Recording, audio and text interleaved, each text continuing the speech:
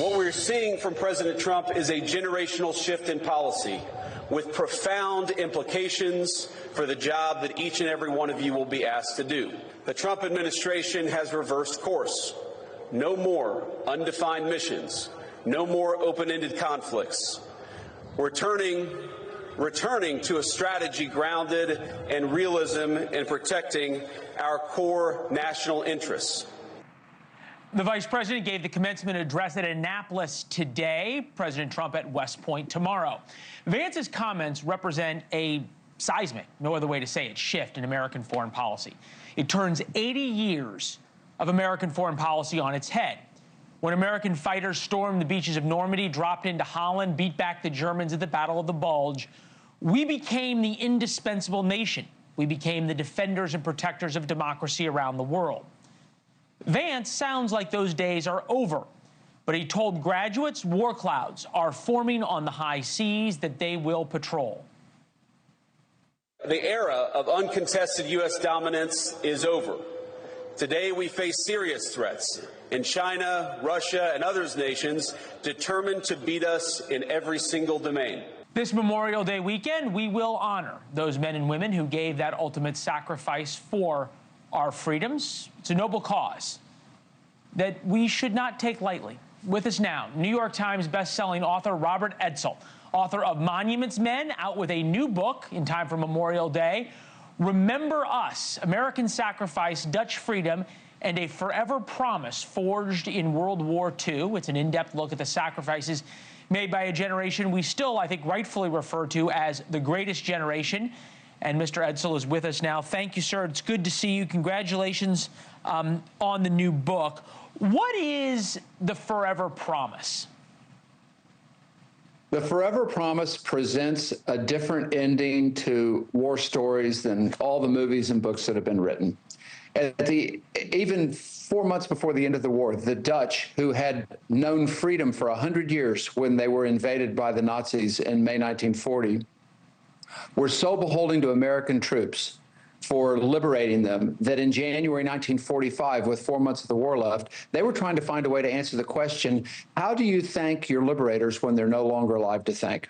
And they came up with this idea of a grave adoption program where local people would volunteer to watch over the grave of a dead American soldier and visit it on his birth date, death date, Veterans Day, Memorial Day. And if they had the name and address of next of kin, send a photograph of the grave, because that was all that Americans would have to grieve over. There's so much of Europe that is forgotten about the sacrifices we make and that now turn their nose up at the United States and at the current president. I agree with you. We are running away from obligations we have made, from what brought 80 years of incredible growth, not only to our country, but to the world, on and on and on.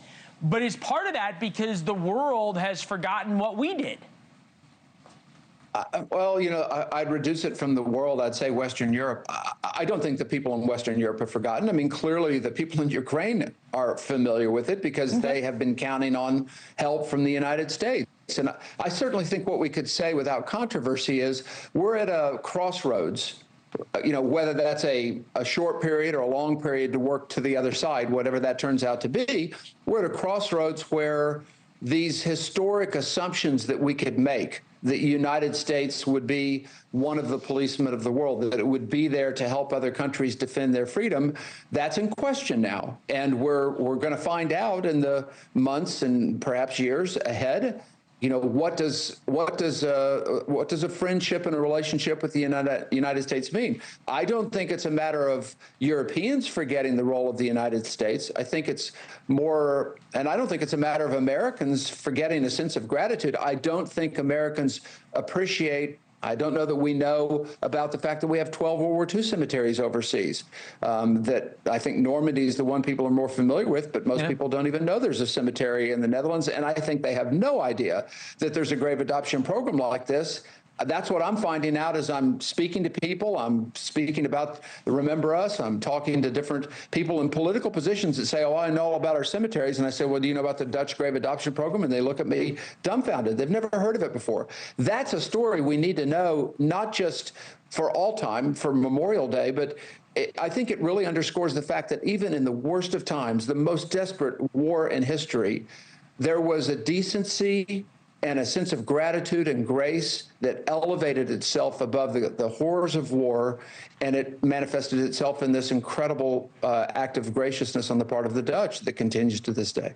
Yeah, I love so much about the book in the way you point out that this grave adoption program began before the war ended. Still in the midst of this misery and suffering, they realized what had happened, and you take through the stories of a couple of these young men. This is the poem. The young dead soldiers do not speak. Nevertheless, they are heard in the still houses. Who has not heard them?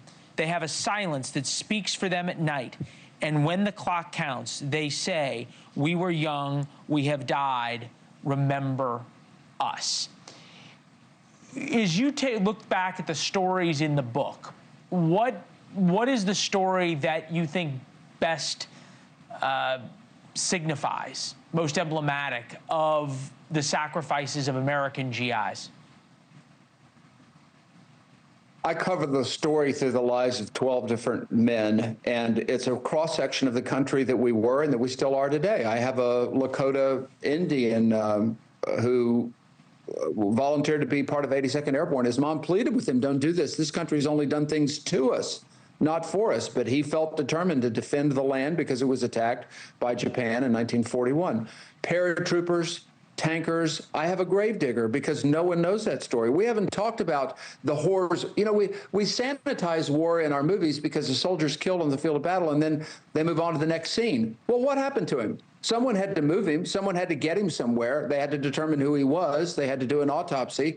There's this whole car wreck element of what happens during war that I don't think we've done ourselves favor in trying to have younger generations understand that freedom's not free, and the cost is horrible. It's painful. And these sad, tragic letters, like one from a lady in Demopolis, Alabama, that said, I'm 26 years old. My husband was killed on his 25th birthday. He was my whole life to me. I would be beholding to you all the days of my life if you could send me a photo of his grave. It was as close as she would ever get to being there with him. Timeless, for all time, and need to be read now 80 years later. Robert, congratulations on the new book. Thank you. Thank you, Leland. Yeah. Thank you for watching. Subscribe below and download our NewsNation app right now on your phone, and you will get fact-based, unbiased news for all Americans.